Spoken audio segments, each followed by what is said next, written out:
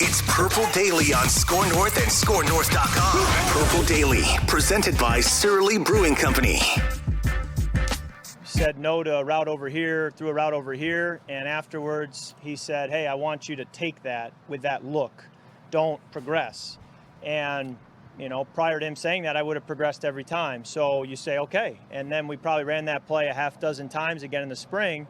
When we got that look, I was going to take that option. So it's important to understand what he wants and not just play to, well, I've done this before, so I'll just do this again. It's more of a, well, how do you want it to look, and then let me execute that way. But that takes time to learn. Welcome in with that to a Purple Access. Judd Zolgad, my friend Chip Scoggin, Star Tribune sports columnist, and of course Declan Goff. Brought to you by Surly Brewing Company. It's always a good time, as Chip will tell you, for a Surly, and also by TCL TV as football season approaches. And you are thinking to yourself, I got to get a new TV. Make sure that it is a TCL. That clip, of course, was Kirk Cousins talking about some adjustments that Kevin O'Connell asked him to make during the spring camps as the Vikings underway now with a couple of days of training camp under their belt. The pads go on Monday, so that will be the first day that we can, I think the safe word to use is ascertain a bit more about this team. But Chip, we both watched day one of training camp practice in the now Kevin O'Connell era. So I want to start today's show by just asking you for your very first day observations of what we saw at TCO Performance Center. Yeah, I think it goes along with what Kirk was saying there. A lot of learning, right? Mm-hmm. A lot of probably a lot of trial and error and trial and failure too.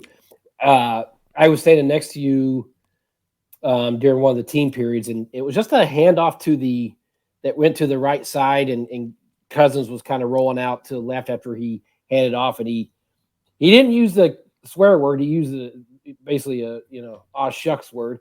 Yep. But he was clearly mad about something. It was just a routine random play that we had no idea like what was he mad at. But it's clear that not only him but everybody is still learning what this coach is learning, the scheme, learning the system, and how the coaching staff wants it done. And I thought that was. His interesting was pretty fast. His answer was pretty fascinating there, where he was saying, every time he would have gone to this other side of the field to his option over there, but O'Connell was saying, no, you have to stay on this side because it's part of a bigger picture, I assume, right? What they're looking for. So, Judd, I think this will probably spill into the regular season too. Don't you? I mean, both sides of the ball. Yeah, yes, I do. It's naive to think that this is going to be second nature to everybody just through training camp. I mean, it's going to take some time into the regular season too before I think they feel completely comfortable with the entire playbook and what they're doing. Absolutely. So let's start off with a positive that you addressed in your column on Thursday, and we both saw this, and I don't think health provided. I don't think it's a stretch to say that I think if we were to sit down and draw up like 5 things that the fan base should be excited about, this is going to be near the top of that list. And it's this. Yeah.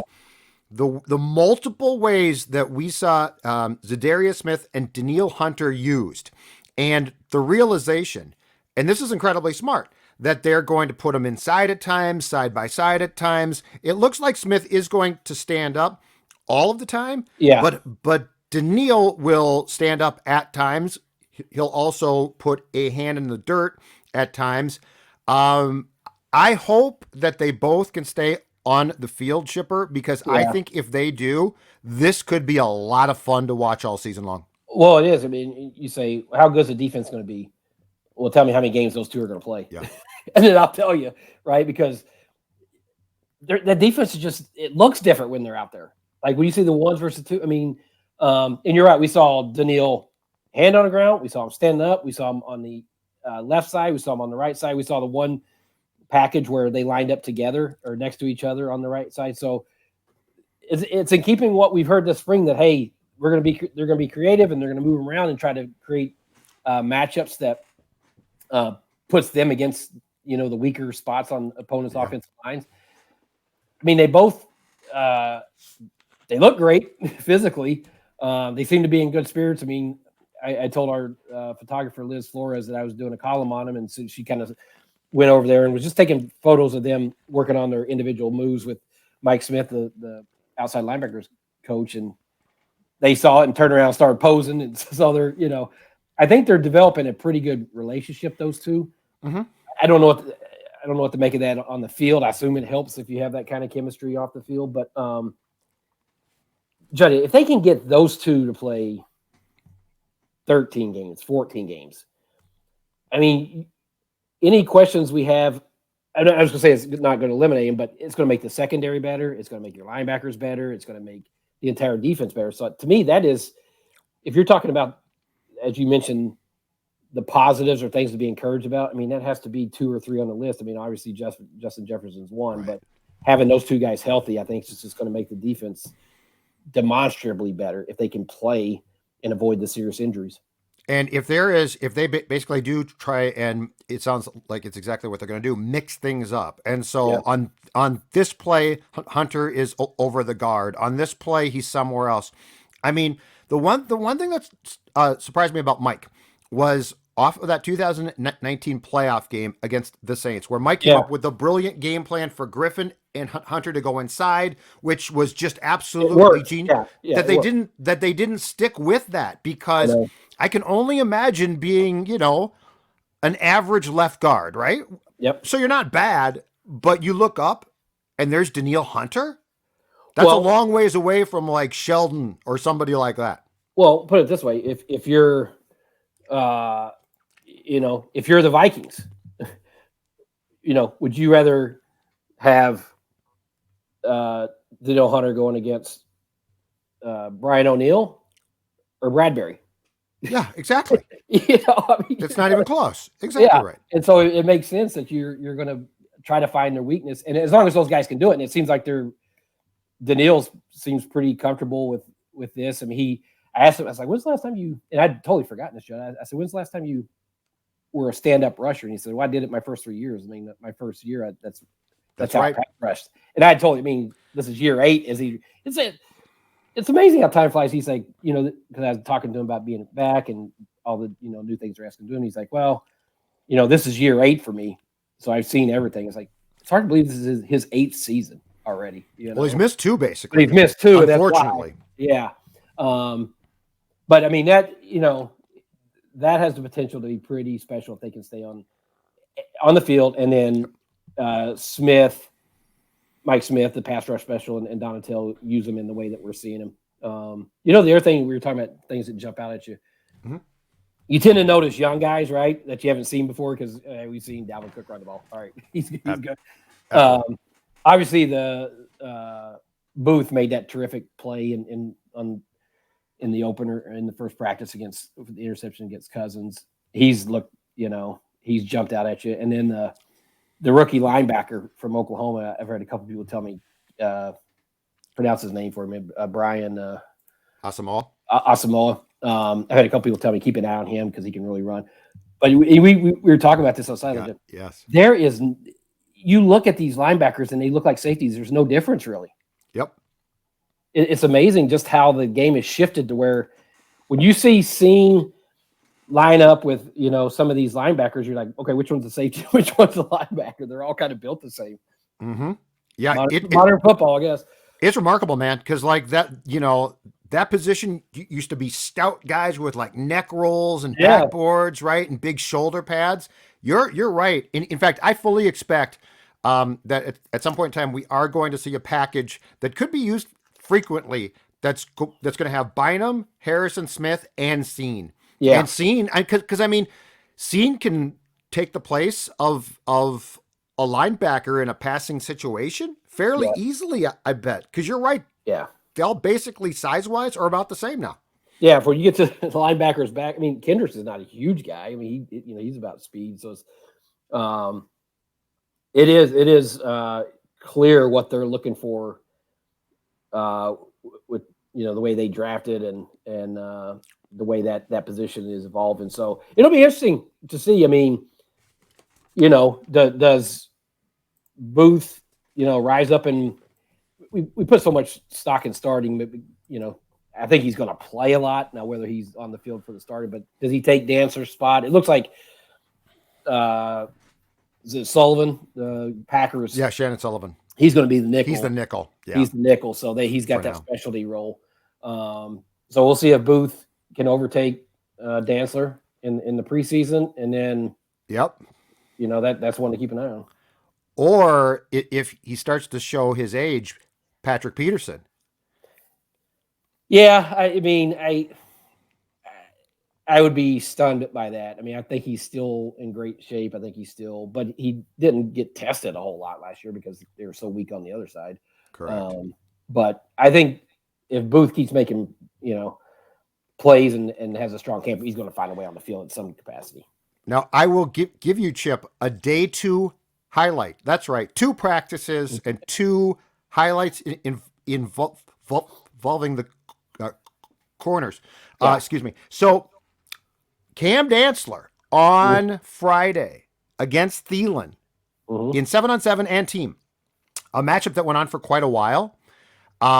He broke up 3 passes. So Danceler, so I think I think Danceler is a guy who took a step back in 2021 in part because I don't know why he clearly fell out of favor with the coaching staff. So I do think it's going to be encouraging the fact that I think Danceler is going to now probably be back on the progression that we thought he was going to be after his rookie year. And to your point, I think Booth is a first-round pick if he's not battling injuries. So this could be a very good competition. And if you're the coaching staff, a very good thing. Yeah, and how much do you think the perception of Danceler was impacted by the way Zimmer really kind of dismissed him early on last year, and then that Detroit 100%. And Breland played, which I'm sure made no sense to him. And I don't blame him for that. And so Zimmer lost confidence in him. I don't know if he lost confidence himself, but we just assume, the kid can't play. He's not very good, blah, blah, blah. If you went back and look, he probably had a better season than what we thought. He did. PFF liked him. Yeah, I mean, I know just in my thinking, it's like, well, Zimmer doesn't like him. He must not be very good. And he, put him on a bench for a reason. And whereas when he came back in, he probably played better but the defense was so bad. I just assumed everybody had a bad year, Right. So, but yeah, that'll be, it's good to hear that he was challenging Thielen. I think Thielen made some plays too, but I mean, the fact that he was, in position to get some pass breakups, that was good to hear. And so that'll probably be the sexiest competition, don't you think, throughout camp, I would think? Probably the sexiest, yeah. I mean, I think right guard could have one, but that's not really. I wouldn't consider that to be sexy. I agree. You're not going to see a whole lot of. I mean, it's hard to judge that one versus the quarterback. Going against wide receivers. So, but I'm curious to see because day one with the NFL restrictions. Yep. It's a shorter practice. It's kind of like a walkthrough, really. I mean, they're still not in pads. I love it. The first day of pads come on and they'll have fans there, and that's where you get a better Monday. sense of, yeah. We'll get some hitting. That's where you get a better sense of, and that's where I want to see, Judd. How much hitting? What is this? Where I think we get a better sense of Kevin O'Connell in his camp. He's clearly not going to beat him up. We've seen that, but how much hitting are we going to see, and how many live periods and that type of thing? The one thing that impressed me about the opening practice was the tempo. I really liked the tempo. It felt very efficient. It was short, but it felt efficient and like you can't do a whole lot, but it did feel like it moved at a good pace, which I don't want to say Mike's practices didn't move at a good pace, but they didn't feel like they moved that quickly is what we saw on day one. No, I think it's that's probably that's the trade-off for O'Connell. We're going to practice fast. We're going to have, good tempo here, but we're not going to, beat you up and have a bunch of live periods and pounding on each other. So it's, the guys seem to be, the atmosphere is totally different. And when you talk to players, it's totally different. It's just, they're relaxed. Yeah. It's I just want to see how that translates. But I think more than anything, there is a lot of learning going on with guys trying to get comfortable with the scheme, how the coaches want it run. And that's both sides. Because, I mean, that defense is totally different, Oh, God, yeah. It's, I mean, it's so multiple now. Yeah. When we it's talk a 3-4 base, but it's a 4-3. It's a 3-4. It's all over the board, which is fine. Well, that's what I was talking about. Like, if you get the roster, yep. You look at the roster, Danielle's listed as a linebacker. But there are times where he's a 4-3 or 4-3 in. It's like, is he a defensive end or is he a linebacker? He's a rusher. Yeah, he's a rusher. That's his job. But it is. I mean, there's times where they have 4 down linemen. He's on the end, so it looks like last year. So it's cool that they're going to be able to mix that up. And you wonder. I assume guys will get comfortable with it. It's not something that they can't master, right? That it's not. Absolutely.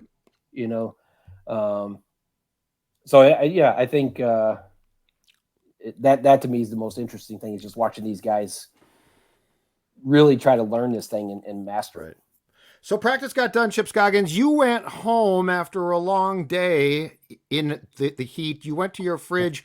What's the first thing you pulled out of said refrigerator? Yeah, I made the veteran move of stocking up on my Surly Fears before I went. It wasn't like Mankato hot, obviously. No. It was a nice, 80 or 75. It was a long day, though. But when you're on your feet and you're watching and old. And old. Let's emphasize old.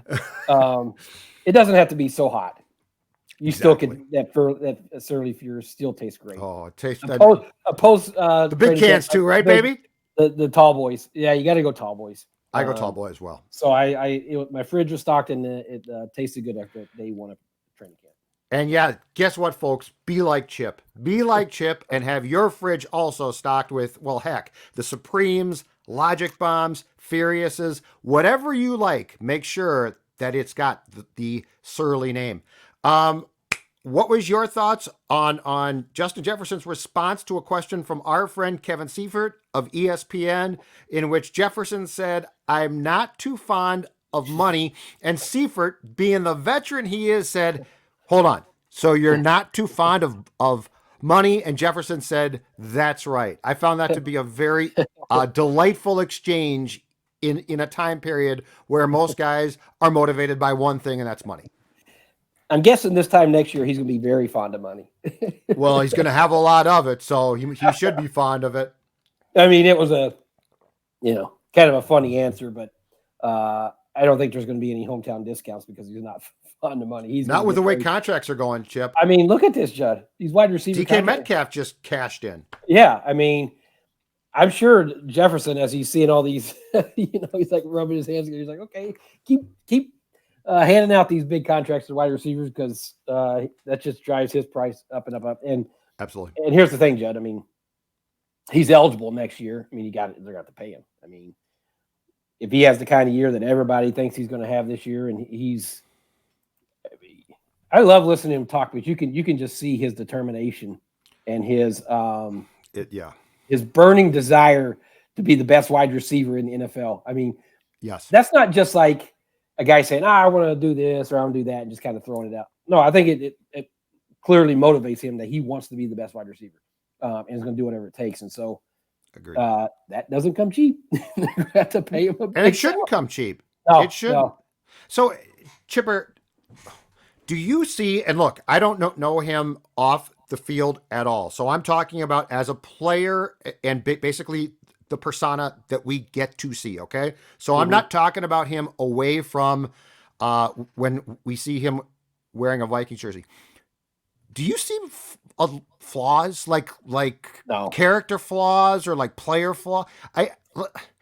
We've been around guys for a long time, but my God, am I impressed? Yeah. No, I mean, and you always the cap. Yeah, we're not with him off the field, but in terms of the way the professionalism that he brings to the team and on the field, no, because he works really hard. Yep. He's confident in a endearing way. Yep. Like he comes across saying, "I want to be the best," and I'm not the best yet. I mean, it's not something that makes you go, oh gosh, you're really right. No, I mean, teammates clearly love him. He's the kind of leader that you want to build around if you're a franchise, and no matter what the sport is. It's like he's your best player. and he works really hard and he wants to be great and he wants to win. And he does it the right way. So no, I mean, you can see why he's so popular inside the building and outside the building with fans. Here's what's weird. He plays a position that screams selfishness. Yeah. And it's justified, right? Like, I have to get the ball. You have to throw me the ball. He plays a position at which it screams selfishness. And there have been a lot of weird guys / characters to play it. And yet you're right. He leads. Yeah. Like, he almost has a quarterback mentality about him. Yeah. It's very odd to me. And you think about, Stephon Diggs was a great player, but just the way he handled his exit here and everything, he's just like, that could have been handled better. But I understood his frustration with, the offense, and he wound up in a better spot for him. And then, you just see unique personalities there, because I think, as you said, the nature of that position is, I'm better than this guy across from me. Throw me the ball. I'm going to make plays. And so, and he has that confidence, but not in a way that you feel like it's selfish or above the team or anything like that. And so I hope it stays that way. I really do, because he just seems like the genuine, real deal. Exactly right. Okay, last thing. Did anything about the Cousins press conference stand out to you on Thursday? No, well, Seifert asked about the USA Today article and Kwesi's comments about him, which I don't know what to make of those. I mean, Kwesi at his introductory press conference or kickoff, basically said, not that they're taken out of context, but he was speaking more theoretically and hypothetically and not generally. specific and generally. And Cousins said, I'm not worried about that, and I from talking to people, I don't think it really bothered him. Lord knows he's had more stuff written about him negatively, than that, Yes. And it wasn't untrue. I mean, he's not. That's what I was going to say. He's not great. home. Yeah, exactly right. That's what I thought. So, but no. I mean, nothing really. I felt newsy, other than you can tell that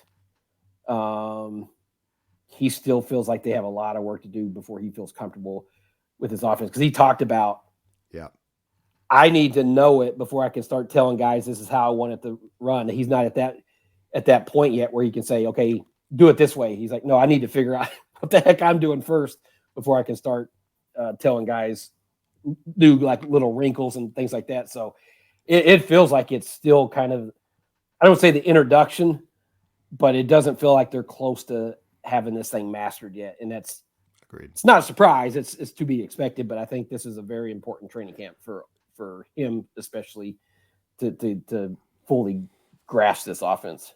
Great stuff. Chip Scoggins, talk to you next week. Thank you very much, man. Appreciate it. All right, brother. We'll see you. All right, bye.